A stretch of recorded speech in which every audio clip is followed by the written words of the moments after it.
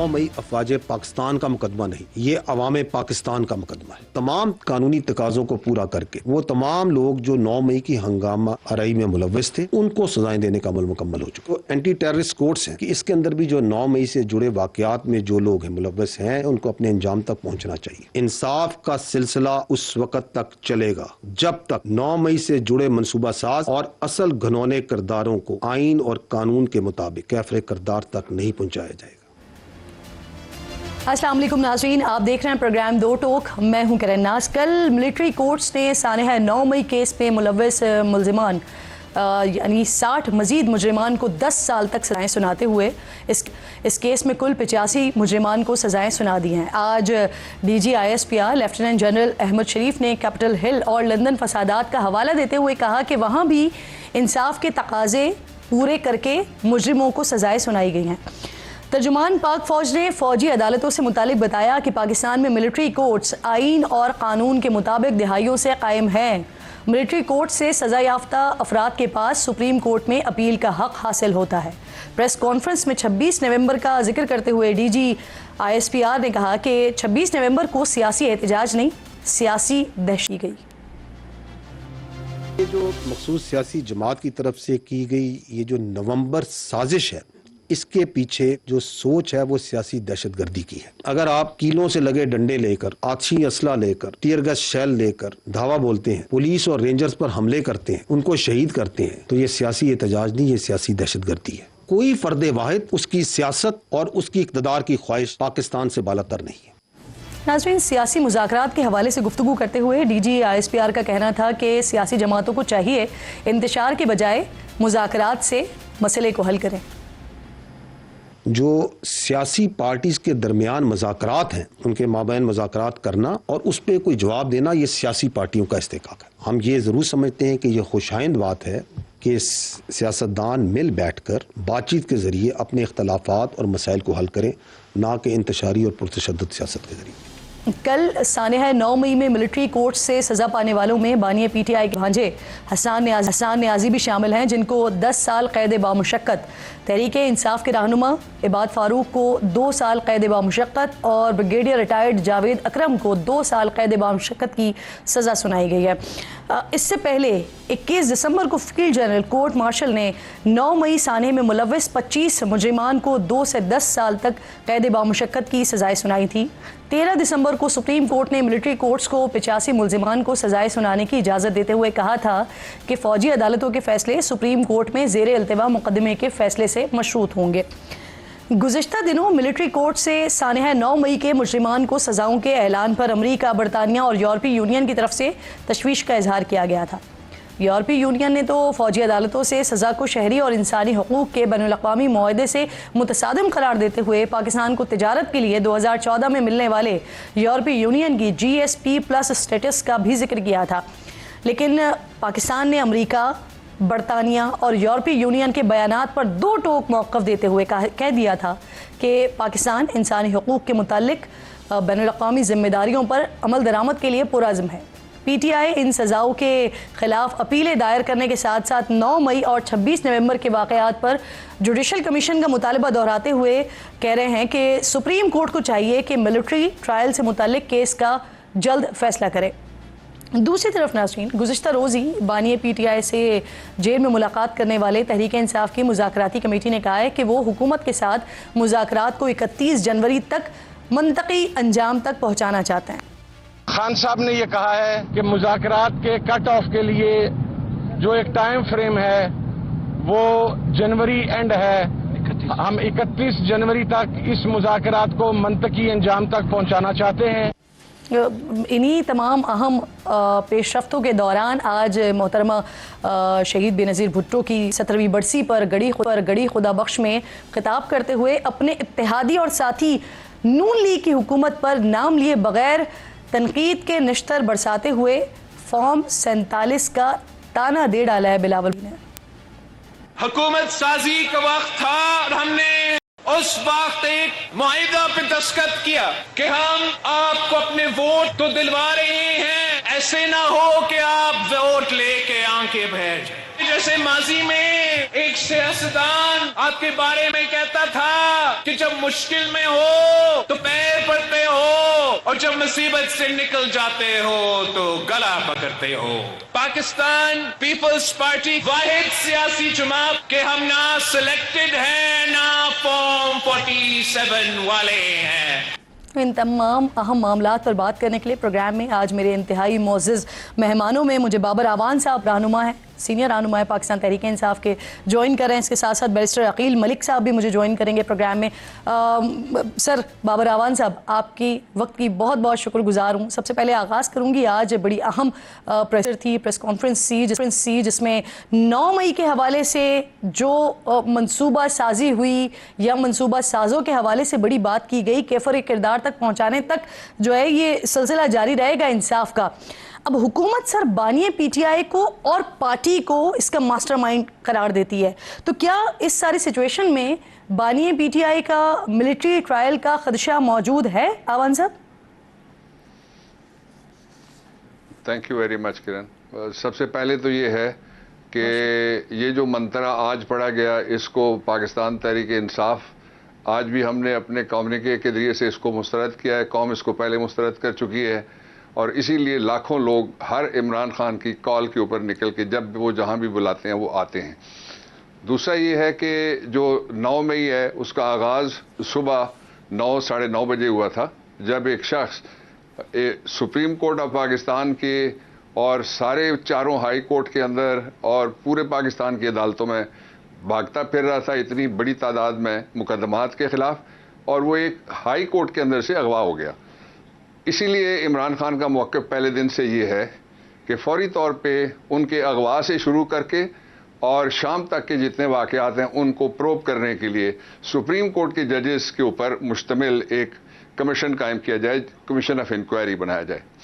दूसरा अब आज ये 26 वाली जो आपने बात की है, 26 को ये बिल्कुल दुरुस्त कहा गया है कि जत्थों को जमा करके पब्लिक के ऊपर नहीं छोड़ना चाहिए। पूरी कौम ने देखा, वीडियोस मौजूद हैं, ऑडियोज़ मौजूद हैं, शहादतें मौजूद हैं और मज़ार मौजूद हैं और दर्जनों ऐसे हैं जो इस वक्त तक लापता हैं। लापता के बारे में इंटरनेशनल लॉ ये कहता है कि जो एनफोर्स डिसअपीयरेंसेस होती हैं, गुमशुदा अफराद, they are presumed to be dead. जब तक उनको अदालत में पेश ना किया जाए, कानून के सामने उनको ला के कटहरे में खड़ा ना किया जाए, उस वक्त तक सारे ये फर्ज करते हैं अली खाना समेत के वो मर गए या वो जिंदा नहीं हैं। तीसरी बात जो है इस हवाले से खास तौर पे कहने वाली है वो ये है कि ये जो आपकी सारी शिकायत हैं सर, कौमी इदारे जो आपका शिकवा है जी, मैं ये जो तमाम आप बात कर रहे हैं, ये जो आप शिकायत कर रहे हैं, एक जुमला मैं कह दूं जी, चले आप कर एक जुमला मैं कह दूं, जो पाकिस्तान के कौमी इदारे हैं उनको सियासत मना है और सियासी तकरीर भी मना है, सियासतदानों पे तनकीद भी मना है, सियासी पार्टी की तरफ इशारा भी मना है। वो हमें कुर्रम के बारे में ज़रूर बताएं, जो बलूचिस्तान है उसके अंदर इंसर्जेंसी के बारे में बताएं, वो उनके फरीज़ा है, और वो हमें जो अफगानिस्तान के मामलात हैं उनके बारे में भी डिफेंस पॉइंट ऑफ व्यू से ज़रूर बताएं। बाकी ये उनका काम नहीं, जितना उन्होंने कहा है ये अवान साहब, ये सियासतदानों का भी काम है ना सर कि फिर उनको इन्वॉल्व भी ना करें ना, उनका नाम ले लेकर ये बात भी ना करें कि अगर मुज़ाकरात करेंगे तो उन्हीं से ही करेंगे, या फिर सियासतदानों पर भी ये बात जाती है ना सर के बारहा अपनी तकरीरों में भी उनका नाम न लें। अब मुझे बताइए अवान साहब, अब मुझे बताइए सर कि आप जो सारी शिकायत कर रहे हैं 26 तारीख के हवाले से जो आपने बातें की हैं, ये सारी की सारी वो शिकायत हैं जो आपको हुकूमत से है, कुछ शिकवे उसी 26 तारीख के हवाले से हुकूमत की भी आपसे भी उनके शिकवे शिकायत हैं। मैं इसका तो सर ये चीजें तो ऑब्वियसली जब आप लोग अब मुज़ाकरात के जी आप लोग मुज़ाकरात की टेबल पर आ गए हैं तो हम उम्मीद करते हैं कि ये इसका कोई हल निकले। लेकिन मैं जो आपसे आगाज में सवाल किया था मिलिट्री ट्रायल के हवाले से, क्योंकि इमरान खान साहब खुद भी इस बात के खदशे का बारहा इजहार करते रहे हैं और आज की जो प्रेशर हमने देखी है इससे महसूस होता है कि किसी किस्म का सॉफ्ट कॉर्नर दिखाई नहीं दे रहा है। तो क्या ये खदशा मौजूद है सर कि मिलिट्री ट्रायल की तरफ जा सकते हैं इमरान खान के? आपके तबसरे जमा सवालात जो हैं 4-5, उनका मैं 2 लाइनों में जवाब देता हूं। पहली बात यह है कि जो 26 की इंक्वायरी ये किसने करनी है, इसी के लिए इमरान खान का फिर एक दुरुस्त मौक़िफ़ है जो कौमी मौक़िफ़ है कि फौरी तौर पे उन सब की इंक्वायरी भी करनी चाहिए। और ये पहली बार नहीं हुआ। जब इसी चौक में पहले धरना था तो एपीएस का वाकया होने के बाद सुप्रीम कोर्ट के चीफ जस्टिस ने खुद राब्ता करके हमसे कहा था कि आप क्यों नहीं आते, यानी पब्लिकली उन्होंने कहा कि आप सुप्रीम कोर्ट आए, बाहर बैठने के बजाय आप अंदर आ जाएं। और हम अंदर चले गए थे। हम फिर सुप्रीम कोर्ट से ये मुतालबा करते हैं कि दोनों वाकयात के लिए वो कमीशन ऑफ इंक्वायरी जो है वो मुकर्रर करे। एक बात। अब दूसरी बात ये, आपने ये कहा कि जो 26 का वाकया है उसके बारे में हमने कोई तबसरा किया हो। सबसे पहला और मौसर ट्वीट के जरिए से तबसरा फॉर्म 47 के वज़ीर-ए-आज़म शहबाज शरीफ ने किया और कहा कि अगर हमारे सिपा सालार ना होते तो जो कुछ हुआ है वो नहीं हो सकता था। इसकी भी तहकीकात करनी चाहिए कि ये जू मैनी जुमला उसने किसकी तरफ फेंका, हमारी तरफ फेंका या अफवाज की तरफ फेंका या अमेरिका की तरफ फेंका। दो, तीसरी और सबसे इंपॉर्टेंट बात यह है कि पाकिस्तान के अंदर जब भी कोई ऐसी सूरत हाल जैसी अब है पैदा हुई, जैसे ईस्ट पाकिस्तान के अंदर पैदा हुई थी, जैसे 1979 के वक्त पैदा हुई थी, तो आपको किसके फुटप्रिंट्स नजर आते हैं। ईस्ट पाकिस्तान हुआ तो कौन था? मार्शल लॉ था। जब यहाँ हमारी जंग शुरू होती है 79 में, आज उसका तज़किरा किया गया, चार्ली विल्सन वाली वॉर जिसको कहा जाता है सारी दुनिया में, उस वक्त कौन था? मार्शल लॉ था। आज भी पाकिस्तान के अंदर कोई इंसानी हुकूक सियासी पार्टी के तौर पे हमारे नहीं है, कोई बुनियादी हुकूक नहीं है, कोई पॉलिटिकल पैरिटी नहीं है। इतने मुकदमात इंडिया, पाकिस्तान, बांग्लादेश से शुरू करें, आपको 50 ममालिक गिन लें, एक साल के अंदर एक आदमी जो कैद में बैठा हुआ है। सारी दुनिया के अंदर भी कोई शायद ही मिसाल मिलती हो प्रोटोरियन गवर्नमेंट के अलावा, जो सफ़ेद अक़लियत ने काली हुकूमत, काली अक्सरियत के ऊपर अपनी हुकूमत मुसल्लत की हुई थी, उसके अलावा कोई मिसाल कहीं और से नहीं मिल सकेगी। इसलिए ये वो हकायक हैं जो किसी प्रेस कॉन्फ्रेंस से हटने वाले नहीं हैं। ये वो हकायक हैं जो इस्तेकाम की राह में हम चाहते हैं कि नॉर्मलसी हो। कहते थे इमरान खान नहीं बैठते, इमरान खान बैठने के लिए तैयार हैं, कहते थे बात नहीं करते, बात करने के लिए तैयार हैं, लेकिन बात शुरू वहीं से होगी जो हमारे मुतालबात हैं उनसे।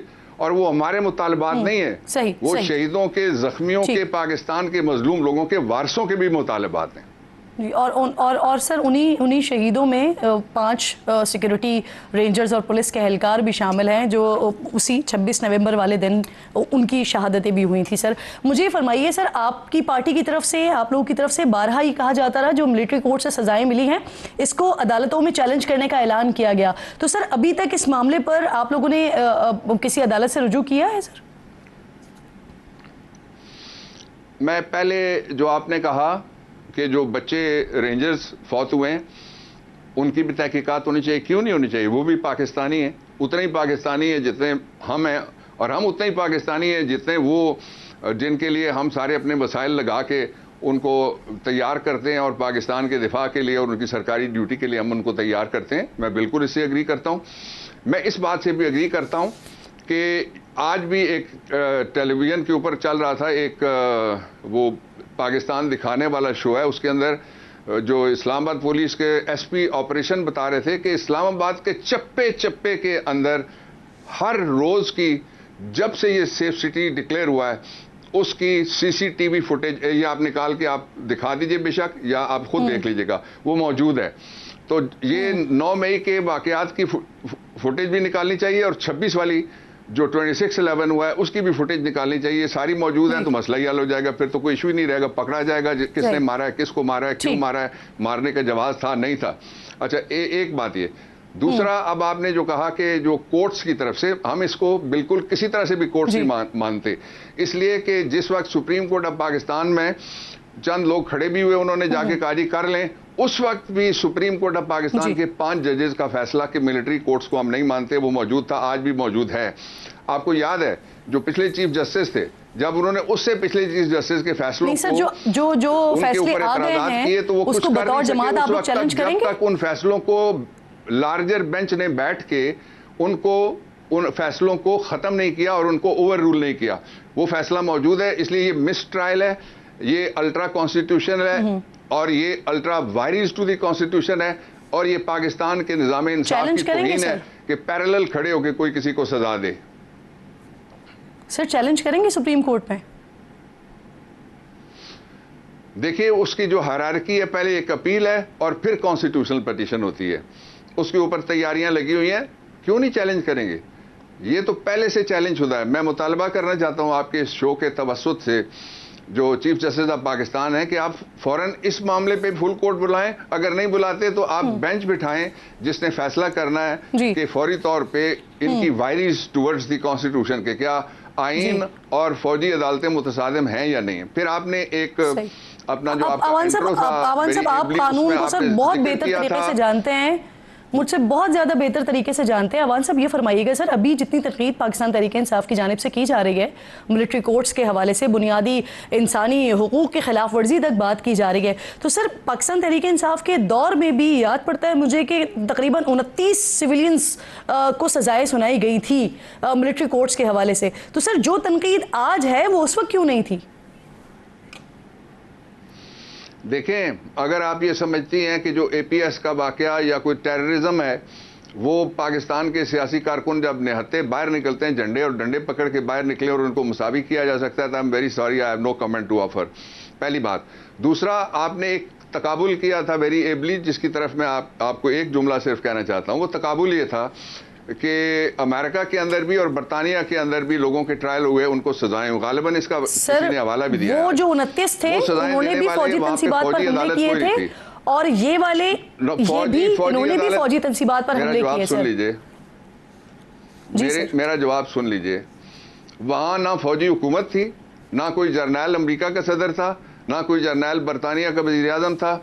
अब थोड़ा सा अगर आप इजाज़त दें ना, मुझे 1 मिनट के करीब या आधे मिनट के करीब ही दे दें, तो मैं आपको बताऊं, जब भी कोई मुकदमा होता है तो पाकिस्तान का जो अमूमी कानून है ज़ाब्ता फौजदारी, उसमें एक शख्स मजलूम होता है, एक जालिम होता है, एक एफआईआर दर्ज कराता है, 172 के नीचे उसकी तफ्तीश होती है।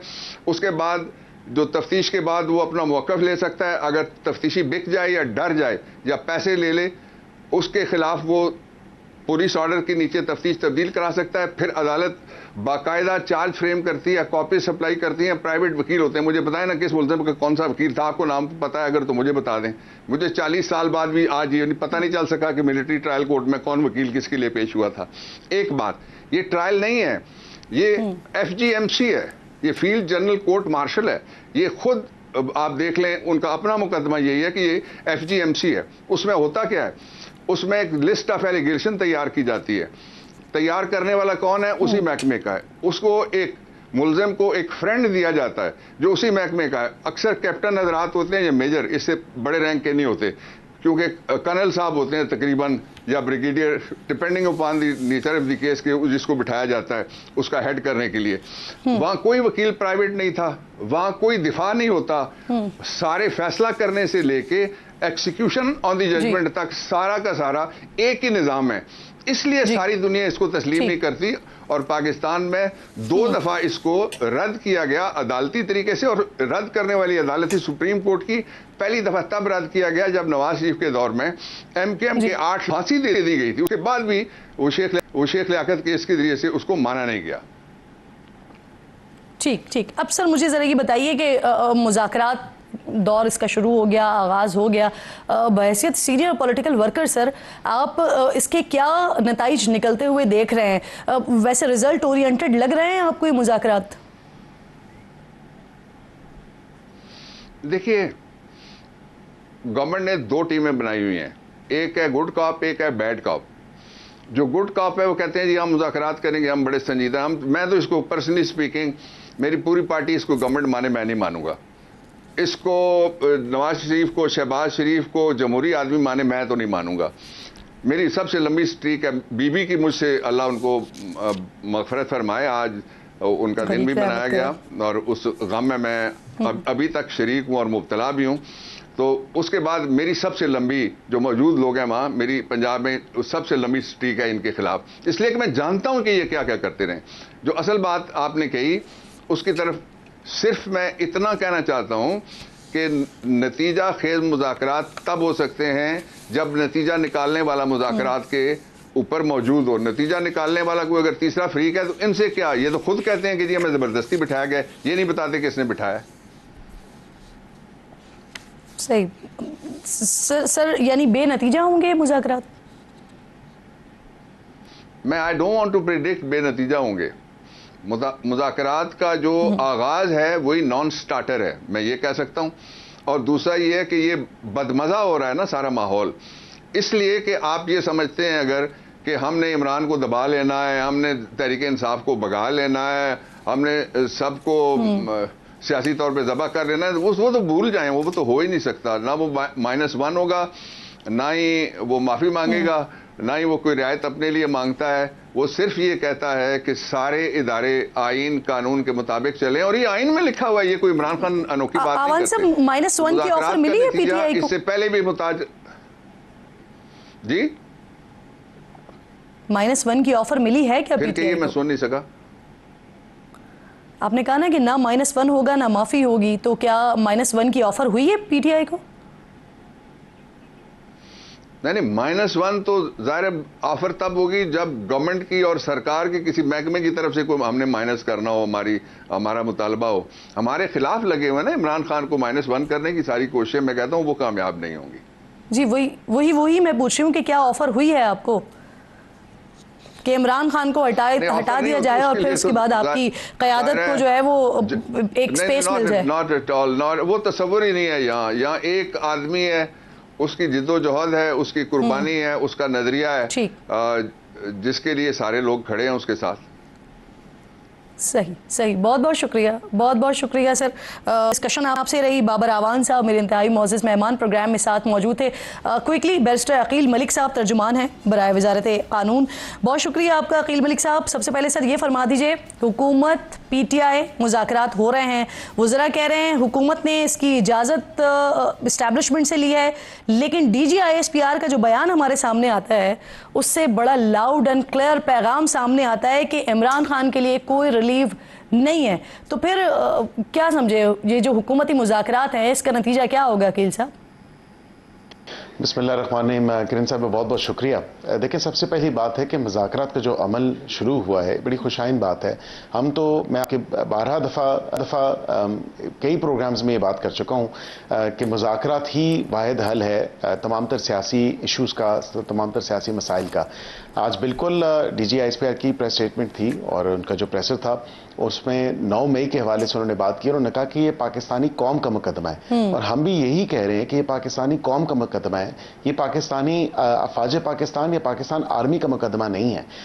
200 से ज़ायद मकामात पे जाके जिस तरह एक केयरफुली प्लान्ड, केयरफुली जो क्यूरेटेड एक इवेंट थी, जो अफसोसनाक वाक़या था, एक प्रिसिशन के साथ जिसको जो है प्ले किया गया और तमाम तर लोगों ने देखा, अपनी इनकी एमेचर वीडियोस मौजूद हैं। ये दोनों पैरेलल चीज़ें चल सकती हैं। मुज़ाकरात अपनी जगह और 9 मई के जो मुल्ज़मान को कैफ़रे किरदार तक पहुंचाना है, और जब तक आखिरी मुल्ज़म कैफ़रे किरदार तक नहीं पहुंचेगा तब तक पाकिस्तानी कौम को भी चैन से नहीं बैठना चाहिए। और उसकी वजह यह है कि ये पाकिस्तान का 9/11 था, पाकिस्तान का 9/11, और इतना बड़ा सानिया जो हमारी कौम और हमारे मुल्क में मैं समझता हूँ कभी इतना बड़ा सानिया नहीं हुआ। बिल्कुल जिनका मिलिट्री ट्रायल हुआ है उनके केसेस जो हैं कंडीशनल अप्रूवल के साथ सुप्रीम कोर्ट ने इजाज़त दी और मशरूत इजाज़त दी, और उनके जो सज़ाएं थी उनकी डिक्लेरेशन हो गई। यहाँ पे ये बात ज़रूरी है कि बाकी ATC के कोर्ट्स, जिन ATC अदालतों में मुकदमात हैं 9 मई के, उनको बिल्कुल फिल फॉर एक फास्टर पेस पे चलाने की ज़रूरत है और एक उसमें तेज़ी लाने की ज़रूरत है, क्योंकि 1.5 साल के बाद किरण साहिबा ये आपके लिए भी अचंभे की बात होगी, क्योंकि मैंने GHQ आरा बाजार वाली जो FIR है, GHQ पे जो हमला किया गया, मैंने खुद उस ट्रायल की एक प्रोसीडिंग ऑब्जर्व की। मतलब वहाँ पे चार्ज फ्रेम ही नहीं हुआ था 1.5 साल से, और इतने डिलेइंग टैक्टिक्स का इस्तेमाल किया जा रहा था डिफेंस की तरफ से। कभी कोई एक आके कहता है कि जी मुझे माफ़ी हाजिरी दे दी जाए, कभी दूसरा जो मुल्ज़म है वो आके कहता है कि जी मैं आज इस वजह से पेश होने से कासिर हूँ। तो कम अज़ कम ये तमाम तर चीज़ें वंस एंड फॉर ऑल जो हैं ये डिसाइड होनी चाहिए। जो कंडीशन सुप्रीम कोर्ट की तरफ से है वो तो बिल्कुल है और उसकी इजाज़त भी है। सही अकील साहब साथ ही मौजूद रहेगा। इतनी वाज़े, इतनी लाउड, इतनी क्लियर प्रेशर के बाद अब सवाल ऑब्वियसली ये बनता है कि इमरान खान साहब को जो खदशात थे बारहा वो जिसका तस्करा करते रहे, क्या अब ये मुमकिनात है में से है कि इमरान खान का मिलिट्री कोर्ट में ट्रायल हो? इस पर मैं आपसे बात करूँगी। एक छोटा सा ब्रेक लीजिए नाज़रीन, ब्रेक के बाद वापस आते हैं।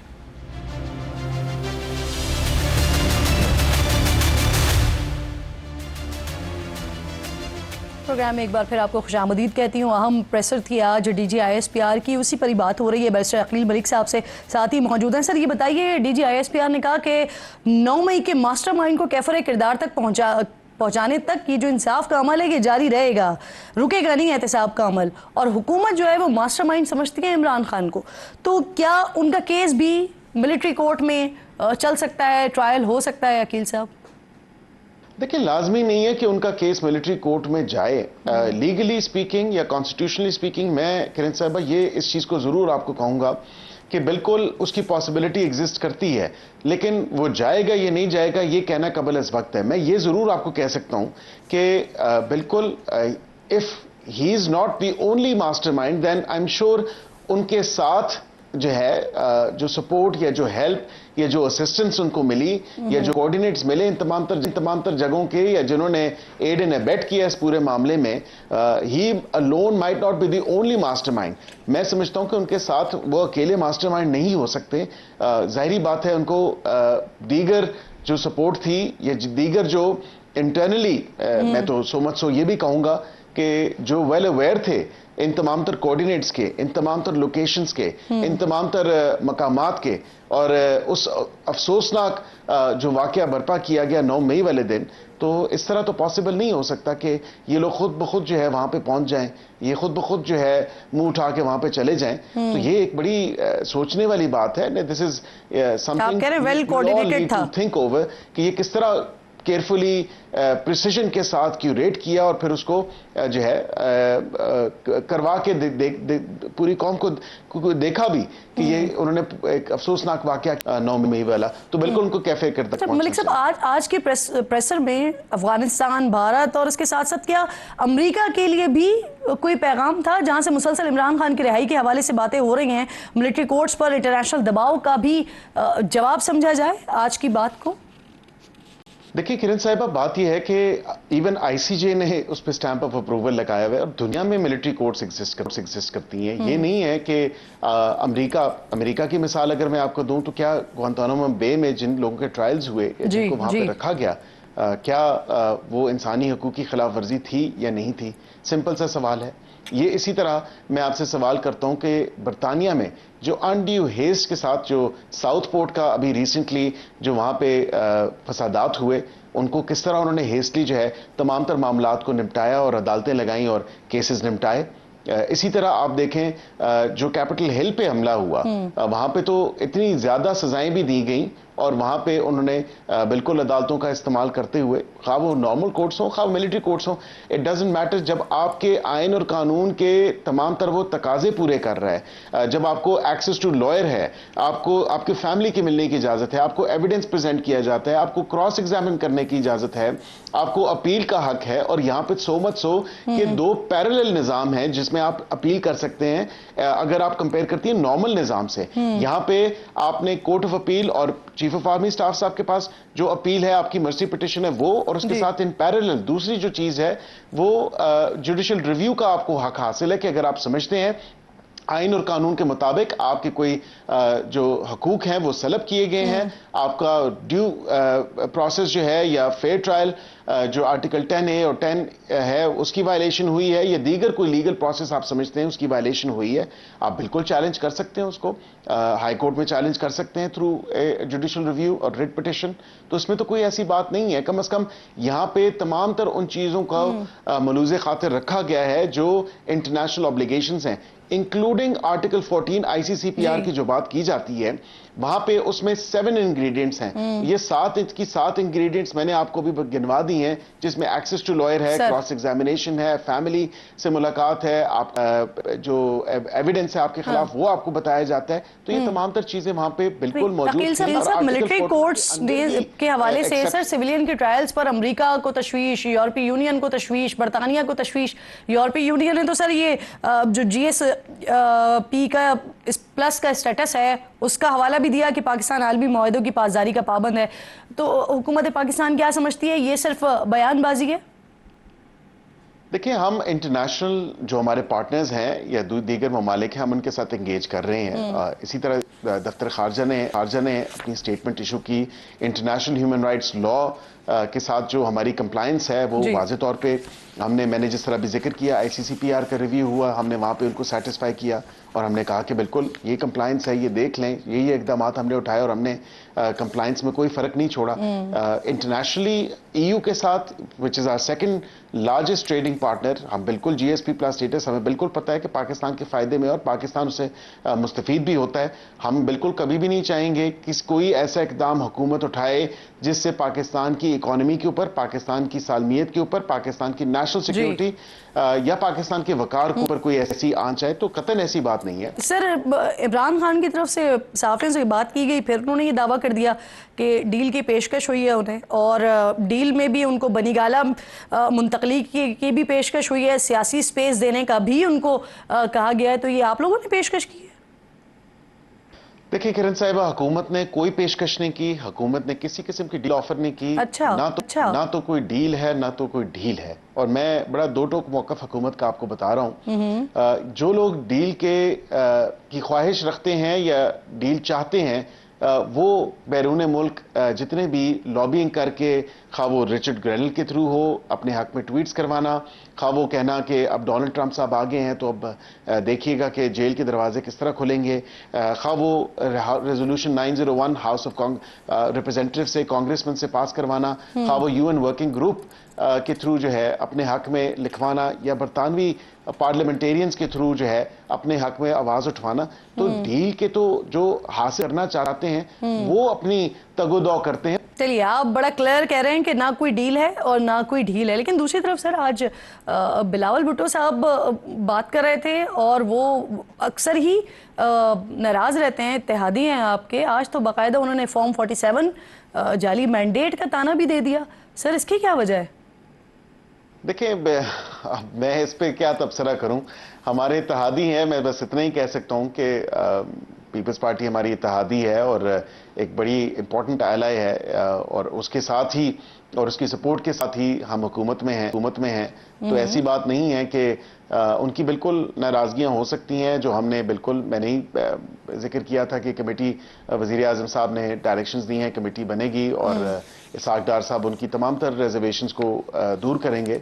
और इसी तरह जो है वो एक मीटिंग टेक प्लेस हुई है जिसपे उन्होंने कहा कि बिल्कुल हमारी ये गुजारिशात हैं, और क्योंकि पंजाब के हवाले से भी और अदरवाइज फेडरेशन के हवाले से भी, तो हम उनकी तमाम तर जो ऐसी कोई मिसअंडरस्टैंडिंग्स हैं या मिसगिविंग्स हैं तो वो दूर कर रहे हैं। उसमें कोई ऐसी बात नहीं है।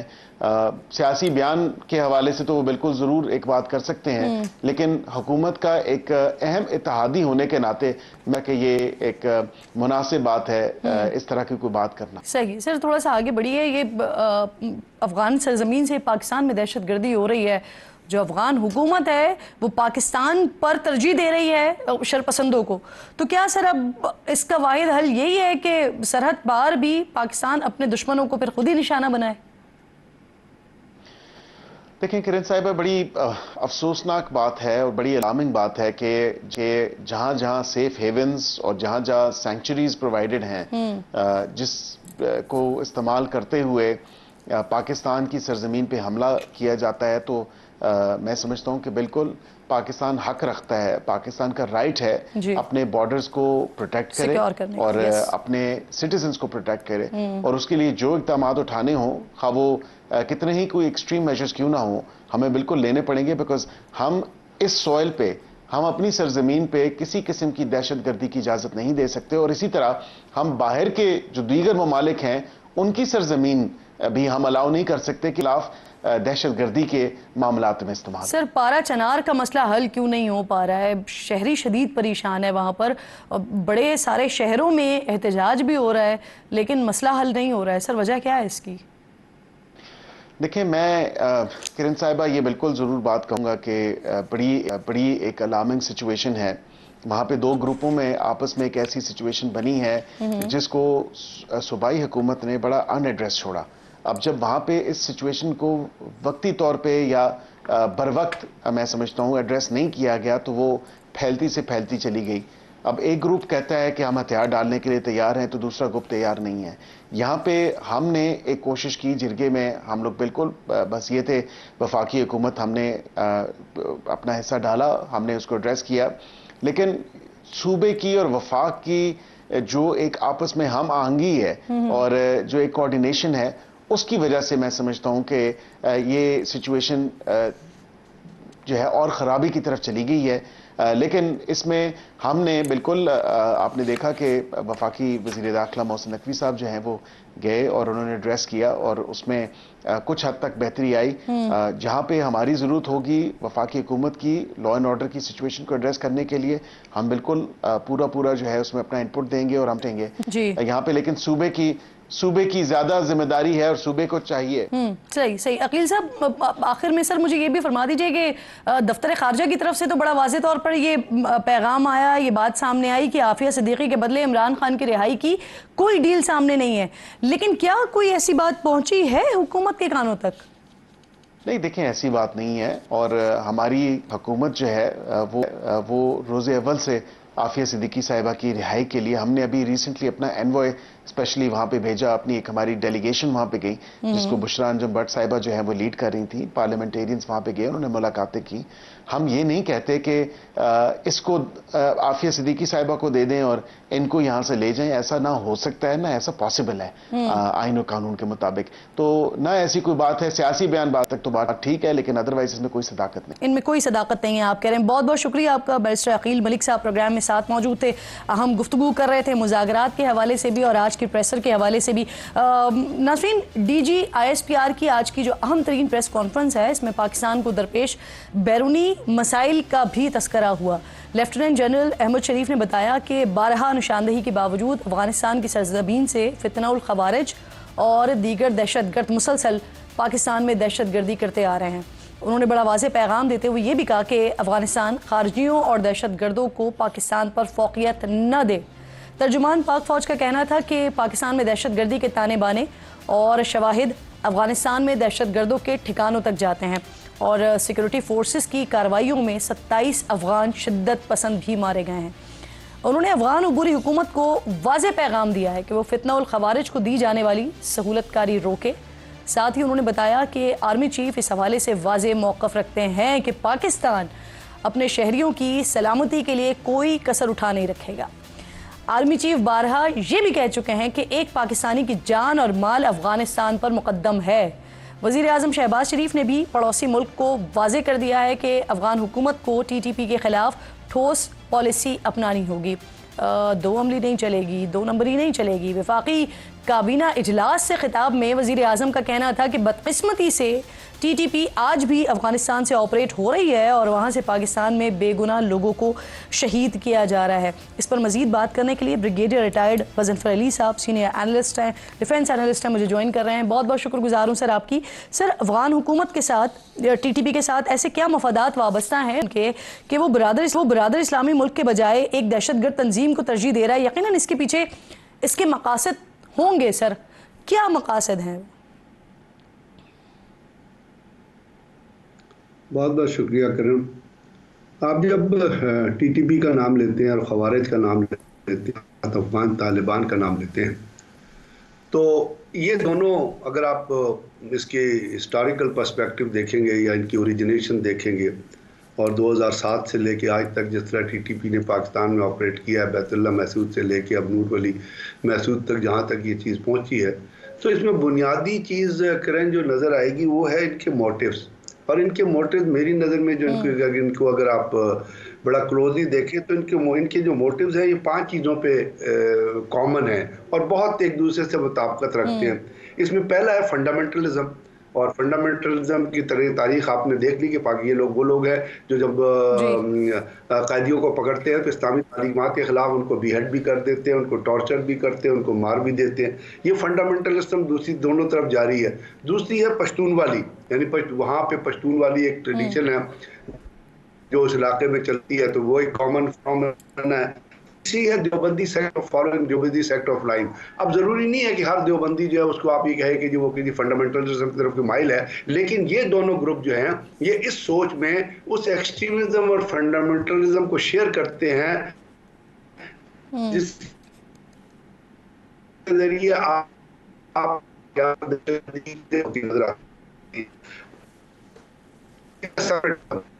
पाकिस्तान के बारे में या टीटीपी क्या कहती है, उन इलाकों के बारे में जो किसी जमाने में फाटा थे और केपी के हो चुके हैं, वो आपको पता है। इसी तरह जो बलोचिस्तान ऑर्गेनाइजेशन या बलोची तंजीमें वो क्या कहती है अपने बारे में और पाकिस्तान के बारे में और अपने वो भी आपको ये तमाम चीजें जो कॉमन मोटिव्स के तौर पे है। और उसके बाद फिर देखिएगा तारीख में इनका एक अलायंस रहा है, यानी जब अफगान वॉर हो रही थी तो साफ जाहिर है कि पश्तूनी यहाँ पे पाकिस्तान के सर्दी इलाकों से और इलाकों से फाइटर्स वगैरह प्रोवाइड किए।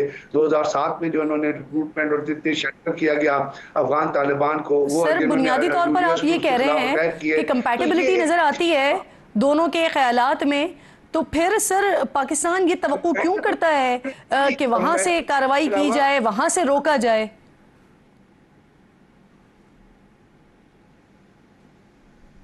असल में बात यह है किरण, अगर आप हमारी बात सोचें, आप UN sanction and monitoring team की एक रिपोर्ट थी वो पढ़ ले, उसमें उन्होंने हर वो चीज जिसको उन्होंने कहा कि दहशतगर्द और फेरोशियस रिजीम जो है वो पाकिस्तान के अंदर दहशतगर्दी को स्पॉन्सर कर रहा है, वो पाकिस्तान के अंदर दहशतगर्दी को फाइनेंस कर रहा है, वो पाकिस्तान के अंदर दहशतगर्दी के लिए अफगानिस्तान के 4 प्रोविंसेस का जो जगहों का उन्होंने नाम लिया, जिसमें नंगरहार है, कंधार है, कुन्नर है और नूरिस्तान है, वहां उन्होंने कैंप्स बनाए हुए हैं। इसके साथ साथ आपको याद है कि एक लतीफ महसूल को पकड़ा गया था जिसको तालिबान का कॉन्वॉय एस्कॉर्ट कर रहा था, जो पाकिस्तान की इंटेलिजेंस एजेंसी जो है जनरल डायरेक्टर उससे मिलाने के लिए, और वो यूएस की फोर्सेस ने उसको इंटरसेप्ट किया था। सिराजुद्दीन हक्कानी और जलालुद्दीन हक्कानी नेटवर्क और ये जो गुल बहादुर है, ये वो तमाम एसेट्स हैं जो अफगानिस्तान के अंदर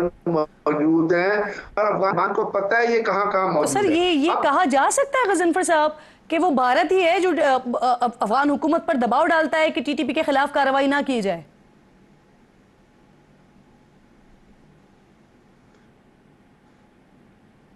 जनरल डायरेक्टर रिसेंटली कि उन्होंने काबुल के अंदर कोई 4 गेस्ट हाउस जो है वहां पे ट्रेनिंग फैसिलिटी कायम की थी, जहां पे उन्होंने गुल बहादुर को रखा हुआ था और उसके साथ साथ उन्होंने जितने ये टीटीपी के जितने लोग हैं उनको इंडिया के कहने पे ऊपर पासेस प्रोवाइड किए हैं और उन पासेस के तहत they can move to India without obtaining any visa and they can move inside Pakistan carrying the weapon along with. फिर उसके बाद आपने देखा पाकिस्तान के अंदर जितने हमले हुए हैं उन तमाम के अंदर अमेरिकन असला इस्तेमाल हुआ है, वो एनवीजीज इस्तेमाल हुई है। और अगर आप इन तमाम हमलों का एक एनालिसिस करेंगी ना तो आपको ये नजर आएंगे, पहले ये हमले अफगान तालिबान दिन में दूर से रह के किया करते थे, अब जितने अटैक्स हमारी पोस्टों पे हो रहे हैं, जितने अटैक्स कैंप्स पे हो रहे हैं, वो रात के अंधेरे में हो रहे हैं, क्योंकि वो थर्मल और नाइट विजन इक्विपमेंट और तमाम हथियार जो अमेरिकन छोड़ के गए थे अफगानिस्तान के अंदर जानबूझ के, ताकि ये दहशतगर्द ग्रुपों के हवाले हो और उनको पता था कि जब अफगान आएंगे तो उन तमाम जब ये वाज़ेह है कि भारत और टीटीपी मिलकर पाकिस्तान में इंसर्जेंसी कर रहे हैं या पाकिस्तान में दहशतगर्दी कर रहे हैं, तो क्या पाकिस्तान के पास इसके अलावा फिर कोई ऑप्शन नहीं बचता कि फिर अपने दुश्मनों को खुद टारगेट किया जाए, खुद उन पर स्ट्राइक की जाए? मैं इसमें बड़ी क्लैरिटी से एक चीज कहूंगा कि अगर तो अफगान तालिबान इस बात को माने कि जी हम उन दहशतगर्द ग्रुपों को रोकेंगे कि वो पाकिस्तान के अंदर ऑपरेशन ना करें और उनके खिलाफ ये वो एक्शन लें, तो फिर तो हमारा जवाब नहीं बनता। हम ये अफगान हुकूमत को कह सकते हैं कि जी आप उनके खिलाफ आ गए। अब जब अफगान हुकूमत ये कहती है कि हमारा उन इलाकों में, वो एक प्रिटेक्स्ट ये लेते हैं जो गलत है, वो एक कॉन्टेक्स्ट ही लेते हैं और वो एक एक्सक्यूज ये बनाते हैं कि जी हमारे उन इलाकों में रिट नहीं है जिन इलाकों में नंगरहार में या कंधार में या कुन्नर में या नूरिस्तान में ये लोग ऑपरेट कर रहे हैं। तो अगर उनकी रिट नहीं है और वहाँ पे कैंप्स मौजूद हैं, वहाँ पे वो दहशतगर्दी के कैंप्स नहीं है, वहाँ पे जितने पाकिस्तान के अंदर टेररिस्ट अटैक होते हैं, जहाँ पे आप देखते हैं गाड़ियाँ सुसाइड बॉम्बर के तौर पर आ रही हैं, वहाँ पे इक्विपमेंट उनके अंदर एक्सप्लोसिव लेडन किया जाता है, वहाँ से चलती हैं, चमन के रास्ते पाकिस्तान एंटर होती हैं, दासू जाके खड़ी हो जाती हैं, और उनके अंदर फिर जितने लोग आज BGI इस बयान ने बताया कि अफगान शहरी कितने मारे गए हैं, जितने पाकिस्तान के इंस्टॉलेशन पर अटैक हुए हैं उनके अंदर अफगान शहरी मौजूद थे, जितने सुसाइड बॉम्बर हुए हैं वो अफगान शहरी थे जिन्होंने सुसाइड बॉम्बिंग किया है। तो अगर कहीं बॉम्बिंग की फैक्ट्री बनी हुई है, कहीं दहशतगर्दों के कैम्प हैं और अफगान तालिबान हुकूमत जो खवारिज हुकूमत है, जो मुसलमानों से भी बदतर हुकूमत है, जो ये कहती है कि जी इस्लाम तो कहता है ना कि आप किसी आदमी की जान लेंगे तो पूरी इंसानियत की जान, तो ये तो पूरी इंसानियत की जान ले रही है अफगानिस्तान की जो खवारिज हुकूमत है। तो फिर पाकिस्तान हमारे पास तो यहाँ एहसान फरामोशी हो ही रही है, लेकिन उसके साथ साथ गजनफर साहब जो अफगान हुकूमत ने दुनिया भर से वादे किए हैं वो भी निभाने में नाकाम नजर आते हैं ना सर। तो इंसानी हुकूक की शदीद पामाली वहाँ पर हो रही है। क्या तालिबान ने माजी से कोई सबक नहीं सीखा है? वो सबक सीखने के सिर्फ वो सबक सीखते हैं जो उनके इंटरेस्ट को सूट करता है। उन्होंने सबक सीखा इंडिया की गोद में जाके बैठो, वो इंडिया की गोद में जाके बैठे। उन्होंने सबक सीखा अमेरिका से कोविड तौर पे डॉलर लो, वो अमेरिका से अभी भी डॉलर ले रहे। उन्होंने सबक सीखा कि मुसलमानों के दरमियान लड़ाई पड़ाओ, ख्वारिज पड़ाओ।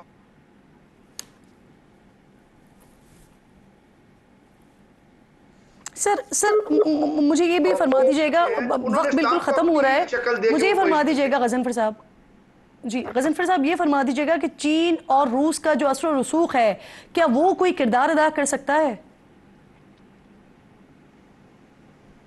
अगर हम चीन को सही टैकल करें और चीन से के पीछे हम जाएं, क्योंकि चीन बहुत हैवी लेवल की इन्वेस्टमेंट कर रहा है अफगानिस्तान के अंदर। वो अमू रिवर दरिया में तेल तलाश कर रहे हैं और उसके साथ साथ वहाँ पे वो लिथियम के लिए $10 बिलियन की इन्वेस्टमेंट कर रहे हैं। अब रिपोर्टेडली, मुझे पता नहीं इसमें हकीकत है या नहीं, लेकिन कहा यह गया था कि चीन का एक वफद हमारे बिहाफ पे उनसे नेगोशिएट करने के लिए गया था, लेकिन उन्होंने सबसे बातचीत करने से इनकार कर दिया। तो साफ जाहिर है अगर वो हमारी बात नहीं सुन रहे तो हमारा ये फर्ज बनता है कि हम डिप्लोमेटिकली चीन को भी ऑन बोर्ड लें, रूस को भी ऑन बोर्ड लें और UN को भी ऑन बोर्ड लें, बिकॉज ह्यूमन राइट्स वायलेशन तो UN के लॉज के अंडर हो रही है ना। ये मामला जो पाकिस्तान के अंदर दहशतगर्दी का मामला है और हमारी तरफ से बड़ा वाज़ेह तौर पर पैगाम तो चला गया है, आप खुद रोकने की कोशिश करें। मेरे पास इसके अलावा कोई और ऑप्शन नहीं रह जाता कि फिर हम अपने दुश्मनों को खुद टारगेट करें, क्योंकि पाकिस्तान के एक शहरी की जान पूरी अफगान हुकूमत के ऊपर मुकद्दम है। बड़ा वाज़ेह तौर पर क्लियर बड़ा आज मैसेज ये दिया गया है, पैगाम दिया गया है। बहुत शुक्रिया आपका गजनफर साहब, प्रोग्राम में साथ मौजूद थे। वक्त ख़त्म हो गया, इंशाल्लाह नाज़रीन से मुलाकात होगी कल। अपना और अपने मुल्क का खास ख्याल रखिए, फ़लस्तीन को अपनी दुआओं में याद रखिए। अल्लाह निगहबान।